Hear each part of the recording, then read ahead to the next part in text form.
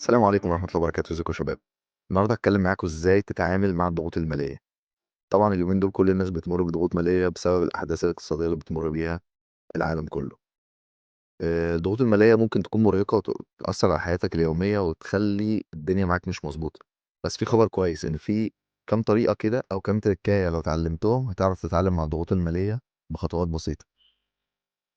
هي مجموعة نصايح خليك معايا، ممكن تساعدك، ممكن تنوّر حاجة في دماغك، وتخلّيك تعرف تتعامل مع الضغوط المالية بشكل كويس. أول حاجة لازم تشوف الواقع، لو في مشكلة عندك في طريقة صرف معيّنة ما ينفعش تتجاهل المشكلة. اقعد مع نفسك وقيّم وضعك المالي الحالي، اكتب ديونك، واكتب النفقات اللي أنت بتعملها كل يوم ودخلك، وتعرف إيه الواقع اللي أنت فيه.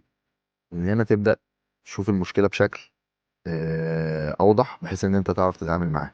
تمام. النصيحة التانية لازم تحط خطة لو عندك ديون للبنوك أو عندك ديون عليها فوائد أو عندك ديون عليها انترست، حاجات بتدفع كمصاريف إدارية أو حاجة، لازم ترتبها وتشوف الأعلى وتحاول تتخلص منها وترتبها حسب الأولوية. تشوف الدنيا وتحط خطة إن أنت تسدد كل الديون دي. طبعا كل خطوة بتاخدها مهما كانت صغيرة بتقربك للهدف الكبير، إن أنت تتخلص من أي ضغوط مالية عليك. الحاجة التانية اللي المفروض تعملها إن أنت تدور على مصدر دخل إضافي. لو دخلك الحالي مش مكفيك فكر في طريقة لزيادته. ممكن تشتغل حاجة يعني زي مثلا العمل الحر، الفريلانس، الحاجات دي. بيع حاجات مش محتاجها. لو عندك حاجة مش محتاجها في البيت ممكن تبدأ تبيعها وتسد حاجة من الديون أو تبدأ بيها مثلا بيزنس صغير، أو تبدأ بيها مثلا نشاط صغير، مش بيزنس بقى، نشاط جميل زي إن أنت تبيع وتشتري حاجات. ودلوقتي اصلا النت موفر لك ان انت تعرض حاجتك ولو عندك حاجه عايز تعرضها بتبقى الموضوع اسهل بكتير عن زمان. النصيحه الثالثه او الرابعه، النصيحه الرابعه ان انت تتحكم في النفقات بتاعتك. حاول تقعد مع نفسك كده وتشوف انت بتصرف ايه، واكتر حاجه بتلتهم الفلوس بتاعتك او الدخل بتاعك، وتحاول تشوف الحاجات اللي مش ضروريه وتحاول تتحكم فيها. اول ما تبدا تعمل كده هتلاقي نفسك عندك شعور كويس ان انت مسيطر على وضعك المالي، مفيش حاجه متحكمه فيك. جميل.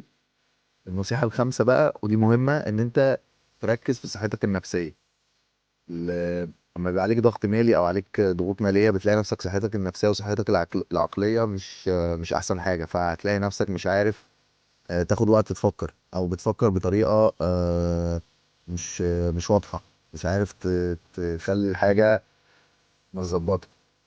بص، الضغوط المالية كده كده مش نهاية العالم، يعني ممكن تعمل شوية خطوات كده يخلوك تتخلص من أي ضغط مالي عليك وتستعيد السيطرة على حياتك.